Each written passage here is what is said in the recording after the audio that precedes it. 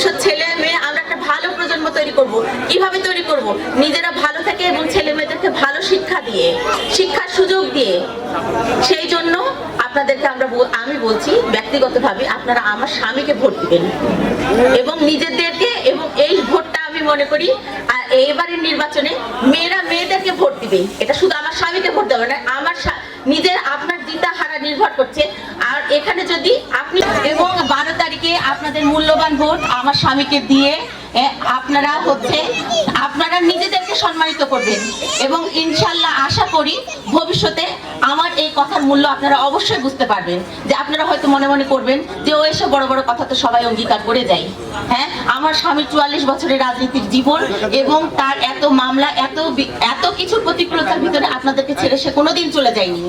সবসময় আপনাদের যতটুকু পেরেছে সবসময় আপনাদের পাশে থেকেছে। আপনারা হয়তো জানেন না, আপনাদের এখানকার নেতা কর্মীরা জানে। তাহলে সেই মানুষকে ভোট দিয়ে আপনারা অবশ্যই ঠকবেন না।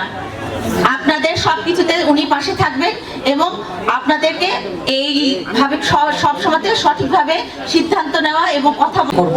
তো সেজন্য কি করতে হবে? আমাদের নিজেদেরকে ভালো থাকতে হবে। নিজেরা আমরা কিভাবে ভালো থাকবো? নিজেরা যদি ভালো থাকতে হয় তাহলে আমাদেরকে যেন কেউ খারাপ কথা না বলে, আমাদেরকে অত্যাচার না করে এবং আমাদেরকে নির্যাতন না করে। যে জায়গাটা একমাত্র এই ধানের শীষে ভোট দিয়ে আপনি পাবেন, অন্য জায়গাতে ভোট দিয়ে আপনার এই চিন্তা ভাবনার সুযোগ থাকবে না। তাহলে আপনাকে প্রথমে কি করতে হবে? আপনার ঘর ঠিক রাখতে হবে, আপনাকে ঈমানের সাথে চলতে হবে, নামাজ পড়তে হবে, মিথ্যা কথা বলতে হবে না, কারো দ্বারা আপনি প্রভাবিত হবেন না। যেখানে আপনাকে অনেক কিছু বলে প্রভাবিত করা হচ্ছে, আপনি একটু ভাববেন, একটু চিন্তা করবেন। আপনাকে সংসদ সদস্য হিসাবে বিবেচনা করা হচ্ছে না একজন মহিলাকে, আমি আপনার কথাই বলছি, কিন্তু আপনাকে মানুষের বাড়ি বাড়ি ভোট চাইতে পাঠানো হচ্ছে। কেন? সেখানে আপনি মেয়ে মানুষের বাড়িতে ঢুকতে পারবেন, সেজন্য আপনাকে ব্যবহার করা হচ্ছে। এটা ব্যবহার করা হচ্ছে না, এটাকে আপনাকে সম্মানিত করা হয়েছে। কি মনে হয় আপনাদের? কি এটাকে আপনাদেরকে সম্মানিত করা হয়েছে নাকি আমি বলবো আমাদেরকে ব্যবহার করা হচ্ছে? কি আমরা কি তাহলে কি ব্যবহার হব না সম্মানিত হব? আপনাদের কাছে কি মনে হয়? যাহলে যেখানে আমাদের নিজেদের সম্মান আছে, ঘরে বাইরে সব জায়গাতে, তাহলে আমরা সেই রাস্তাতে যাব যেটা আমাদেরকে কেউ ব্যবহার না করতে পারে, সেই চিন্তা ভাবনা করে। এবং আরেকটা কথা, আমরা মুসলমান, এখানে আমরা বেশিরভাগই মুসলমান, আমাদের ধর্মকে আমরা যেন কাউকে ব্যবহার করতে দিব। স্বামীকে ভোট, এটা একবার চিন্তা করতে হবে তো, যে কেন দিবেন আপনার স্বামীকে, আমার স্বামীকে ভোট?